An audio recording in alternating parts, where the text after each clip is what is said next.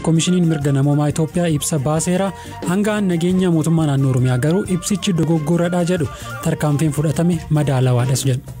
Makiinaan tokko nama 30 yoo qabate namni 30 baduurra namni tokkotti sun baduun mirkamata. Tarkaanfiin madaalawaa hin taane bakkeen itti fudhatame hin jiru. Oromiyaa Miidiyaa Neetwoork OMN Finfinnee hojiitti deebi'uuf karri banaadha jedha abbaan taayitaa Broadcast Itoophiyaa. Hawwinullee barbaannullee qilleensa irratti deebi'anii uummata isaanii biyya isaanii fedhii isaanii akka tajaajilan. Oolmaa dhaddachaa dhimma Jawaar Mahammadii fi namoota biroollee harkaa qabnaa ani Baqqalaa Toomaati nu waliin tura.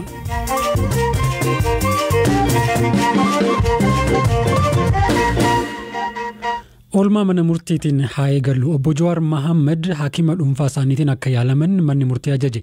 Manni murtii federaalaa sadarkaa jalqabaa dhaddachi Ramaddii Araadaa beellama har'aatiin raawwii ajaja beellama darbee fi ragaalee qorannoo duraa abbaa alangaa dhaggeeffateera. Dhaddacha ka hordofaa ture Habtaamuu Xibabuu daqiiqaa muraasa dura bilbilaan dubbiseen ture. Tole baay'ee galatoomii Baqqalaa mana murtii federaalaa sadarkaa jalqabaatti dhaddachi Ramaddii Araadaa guyyaa har'aa kana ajajawwan manni murtichaa yeroo darbe yookaan guyyaa wiixataa galmee qorannoo duraa obbo Jawaar Mahammad faarratti kenne raawwii isaanii dhaggeeffachuudhaan ture kan inni eegalee haaluma kanaan shakkamtoonni qorannoo dhibee COVID-19 akka taasisan manni murtii ajajee ture. Komishiniin poolisii federaalaas ragaa Inistituutiin Fayyaa Hawaasaa Itoophiyaa erge qabatee guyyaa har'aa kana mana murtiitti dhiyaateera. Ragaa kanaanis obbo Jawaar Mahammad Baqqalaa Garbaa, Hamzaa Adaanee yookaan Booranaa fi Shamsaddiin Xahaa dhibicharraa bilisa ta'uun isaanii dhaddacha irratti himameeti kan inni jiru. Gama biraatiin garuu gaazexeessaa OMN kan ta'e Mallasaa Dirribsaa qorannoon dhibee COVID-19 akka hin taasifamneef mana murtichaatti himeeti kan inni jiru. Gama biraatiin dhimmi ajajni irratti kennamee ture dhimma fayyaa obbo Jawaar Mahammad ture. Dhaddacha darbe irratti manni murtichaa obbo Jawaar Mahammad adeemsa jiruun tajaajila yaalaa yaa argatan jedhee ajajeeti kan inni ture. Dhaddacha har'aa irratti garuu obbo Jawaar Mahammad tajaajila wallaansaa osoo hin argatiin akka jiranii fi ammallee dhukkubsachaa akka jiranidha kan dubbatanii. Yaaddoo lubbuu isaaniif qaban irraa kan ka'es ogeessa fayyaa dhuunfaa isaaniitiin yoo ta'e malee ogeessa fayyaa isaan hin beekneen wal'aanamuu gonkumaa akka hin barbaannedha kan dubbatanii. Haaluma kanaan guyyaa wiixataa yookaan immoo guyyuma beellama yeroo darbee galgala jechuudha abbaan alangaa fi qorataan poolisii isaan biratti argamuudhaan ogeessa fayyaa dhuunfaa isaanii fidatanii wal'aanamuu akka danda'an itti himanii akka turan obbo Jawaar dhaddacha irratti himaniiru. Haa ta'u malee waqtii sanatti bilbila ogeessa fayyaa isaanii argachuu waan hin dandeenyeef guyyaa ittaanutti ogeessi fayyaa kun akka dhufu taasisuu isaaniitti kan dubbatanii. Haa ta'u malee ogeessi fayyaa kun seenee isaan yaaluu akka hin dandeenye fi akka dhorkamedha. Poolisiin federaalaatis hospitaala rifaraalaa Komishinii poolisii federaalaatti yaalamuu qabu eegumsa ni goonaa fi jechuudhaan dubbatanii. Haa ta'u malee obbo Jawaar wanti isaan kaasan Hacaaluun du'eera Jawaartu hafe jedhamaati kan inni ture.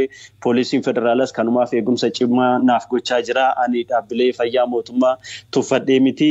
Manni murtichaas yaada garee lamaan erga dhageeffate booda obbo Jawaar Mahammad hakiima dhuunfaa isaaniitiin akka yaalaman guyyaa har'aa kana ajaje kenneera jechuudha. Tole Habtaamuu galmeen kun har'aa kuni ragaalee abbaa alangaa dhaga'uudhaaf ture ka beellamame ragaaleen abbaa alangaa dhagahamaniiru.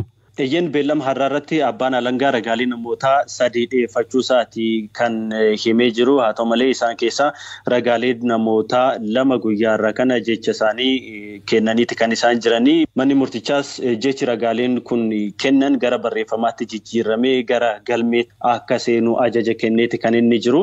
Akka waliigalaatti manni murtichaa iyyata shakkamtoonni fi abbaan alangaa dhiyeessan akkasumas immoo jecha ragaalee abbaa alangaa kunneen hafan yookaan kan biroo dhaggeeffachuudhaaf hagayya 18 bara 2012tti beellama qabateera.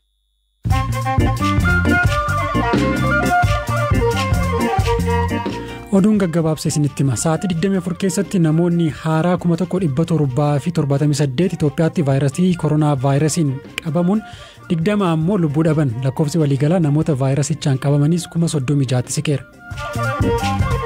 Yuugaandaatti manni murtii maatii ijoolleen isaanii yeroo da'umsaa du'aniif beenyaa $84 murteesse. Manni murtii heeraa biyyattii mootummaan haadholiif tajaajila fayyaa booraa kennuu hanqachuun mirga heeraa isaanii sarbaa jira jedhe. Dooniin Liibiyaarraa imalaa turte dhohuun yoo xiqqaate namoonni 45 du'an. Dooniin kun imaltoota 80 feete akkuma imala eegalteen buufata doonii Liibiyaa Zuwaaraa jedhamutti dhoote. Dhaabbanni teeknooloojii Apple kaampanii Ameerikaa yeroo jalqabaaf doolaara tiriliyoona 2 baasu ta'e dhaabbanni bilbila iPhone gurguru kun daldaluma weerara koronaa vaayirasiin qabbaneessa keessatti gatii guddaa kana kabaase oduun isaan kanneen.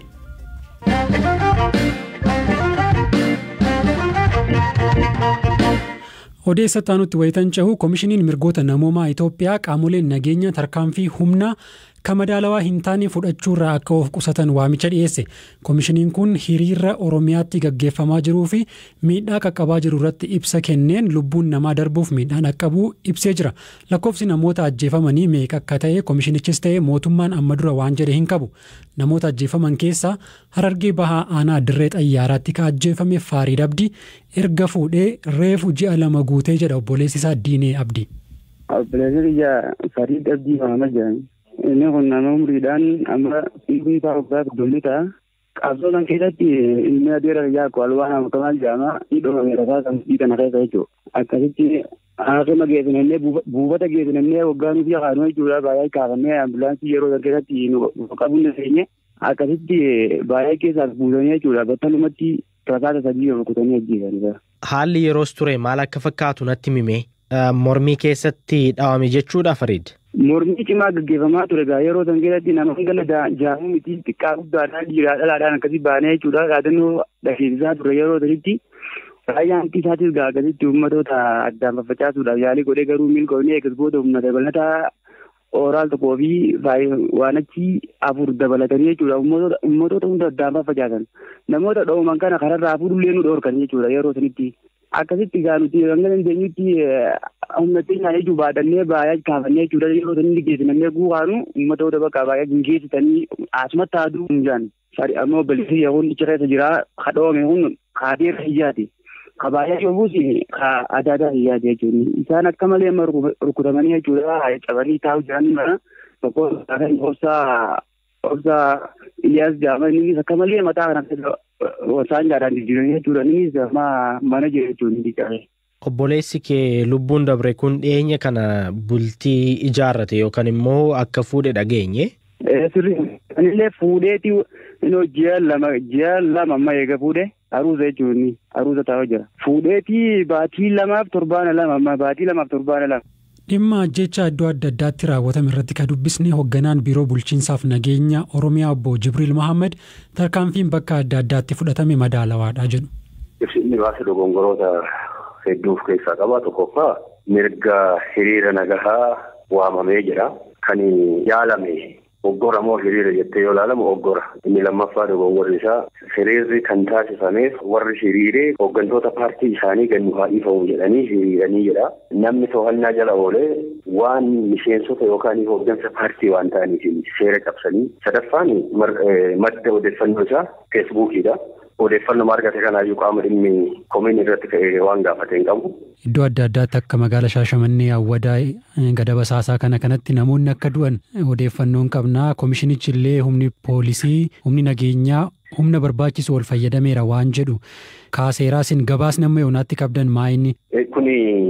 Maayinni oggoratu geggeeffame karaa cufuudhaaf yaaliin taasifamee jira. Qabeenya namaa saamuudhaaf yaaliin taasifamee jira. Geejjiba caccabsuudhaaf yaaliin taasifamee jira. Imaltoota gubuudhaaf beenzila xarmusiitti naqamee kibriitti qabsiisanii yeroo makiinaa qabsanii itti darban nama hagamtu dhumuu danda'a. Makiinaa kan keessatti inni jiramu hin madaalta. Kanarraa kaatee yeroo fudhatu makiinaan tokko nama 30 yoo qabate namni 30 baduurra namni tokkotti sun baduun dirqama ta'a. Kuni tarkaanfii madaalawaan qaamni nageenyaa fudhatanii jiraata. Kuni kaleessas borusiif kaanis kan itti fufuudha. Kanaafuu amma tarkaanfiin fudhatame madaalawaadha naan jechaa jirtu? Tarkaanfiin madaalawaa hin taane bakkeen itti fudhatame hin jiru. Kuni ibsuun hin danda'ama. Dodola irratti tarkaanfiin fudhatamee jira. Madaalawaatu fudhatame. Poolisiin madaa'ee jira. Kaabineen dhahameetiin ajjeefame jira. Nama ajjeesisanii dhaabbachuu danda'an tarkaanfii fudhachuun yoo san ta'uu baate olaantummaan seeraa eessa jira. Jiraattota amma ka dubbisne keessaa fakkeenyaaf Awwadaayitti namni tokko harka duwwaa kan karaatti sagaleedhuma dhageessifachuuf harka duwwaa kan karaatti baane namni nu biraa rukutamee kufe kan jedhu kan akkanaafaa jira. Tarkaanfiin fudhatame hundumtuu madaalawaadha gaafa jettan wantoonni akkanaa hundumayyuu ilaalcha keessa galchitaniittu. Bakkeen komiin irratti jiru yoo jiraate gadi bu'anii ilaaluu hin danda'ama. odeeffannoo qabuun immoo kan amma ati kaaftee yoo si kaase madaalummaa kan hararratti tokkoyyuu gaafii tokkoyyuu hin qabu. Sababni isaa maa inni karaa cufamee karaa cufuu booda bira dabramee loltuu irraa meeshaan waraanaa dhahamee meeshaa waraanaa irraa fudhatanii isa jalqabaa irraa fudhatamee lammataa irraa fudhatamuudhaaf yeroo deemame inni sadaffaa bira jiru immoo tarkaanfii fudhatee jira. Bifuma wal fakkaatuun baankii cabsuudha. Gizee deebi'anii gizee afuraffaa irratti waan godhamu wallaallaan tarkaanfiin keessaa fudhatame. Sanuu qindeessaan laalamee keessaa fudhatame of eeggannaadhaan. Garuu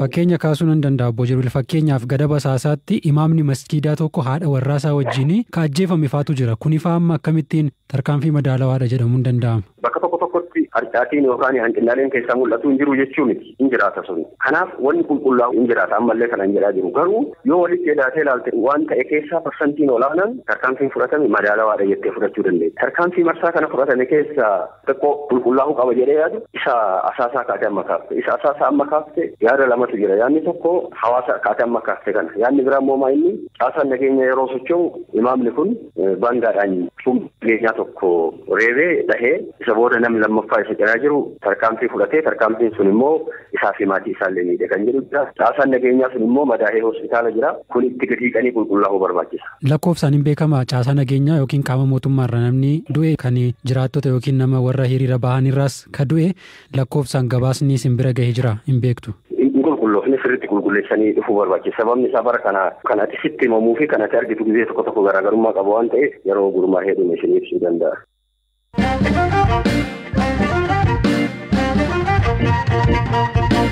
Katumuraatiin ajjecha artiist Haacaaluu Hundeessaa hordofee miidiyaaleen tarkaanfii ugguraa yeroo irratti fudhatame keessaa tokko ka ta'e Oromiyaa Miidiyaa Neetwork istuudiyoon isaa Finfinnee jiru eega cufamee baatii lamaaf guyyoota muraasatu hafa.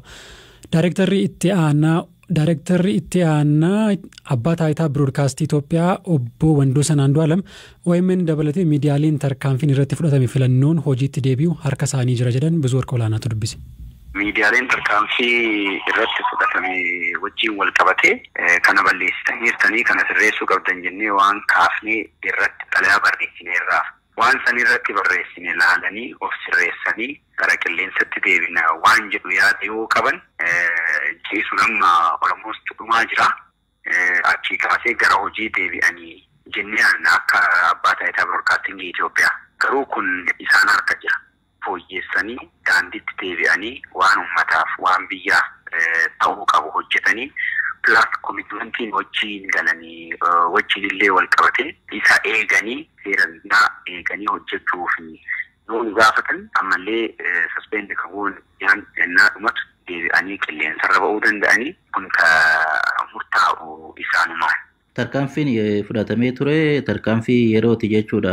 Malee miidiyaaleen akka OMN kan amma Finfinneedhaadha hojii dhaaban. OMN dabalatee jechuudha. DW dabalatee biyya keessatti seera biyyattiitiin hojii hojjannaa jedhanii heeyyama kanurraa fudhatanii temporaarii saspeendi qagoon gara qilleensaa deebi'uu danda'an. Garuu gara qilleensaa deebi'uu fi xalayaa barreessine irratti kana darbitaniiftanii seera kana cabsitaniiftanii jennee qabatamaan waan camsaasa irratti oolchan maal akka jedhan jechuu isaaniitiif immoo maal akka cabsan clearly barreessineerraa. Isa sirreessanii rakkoo jiru furanii yoo dhufan welcome. Abbaan taayitaa biroodkaastingii Itoophiyaa kanuma barbaada. Miidiyaalee cufuudhaaf, miidiyaalee balleessuudhaaf, miidiyaalee biyyaa baasuudhaaf miti tarkaanfiin fudhatan. San booda adeemsa qaban sirreeffatanii qilleensatti deebi'uudhaaf ammas karaan banaadha jechuudha. Karaan banaadha. Nullee ka jajjabeessinu qofa utuu hin ta'in ka hawwinullee ka barbaannullee qilleensarratti deebi'anii uummata isaanii biyya isaanii fedhii isaanii akka tajaajilan hawwinaa kanaafuu hin deeggara. Xumuruu kootiin dura gamtaan Afrikaa tarkaanfii loltoonni maalitti fudhatanii fi hojiin isaan ammatti jiran kan fudhatama qabu miti jechuun maalii miseensummaa keessaa haqe fonqolchi mootummaa humna waraanaatiin